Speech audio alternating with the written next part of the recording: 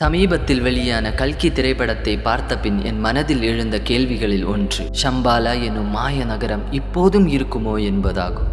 அப்படி ஒரு மாய நகரம் இருந்தால் அது எங்கிருக்கிறது? இக்கேள்வி உங்கள் மனதிலும் எழுந்திருக்கும் என்று எண்ணுகிறேன்.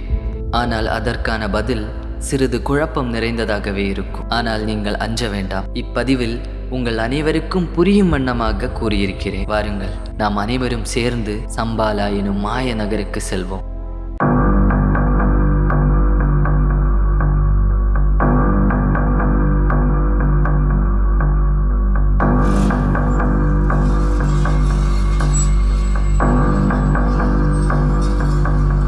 கல்கி திரைப்படத்தில் சொல்லப்படுவது போல் கலியுக முடிவில் திருமால் கலியை அழித்து பூமியில் தர்மத்தை நிலைநாட்ட தனது 10வது அவதாரமான கல்கியாக ஷம்பலா எனும் ஒரு மாய நகரில் பிறப்பார் என விஷ்ணு புராணத்தில்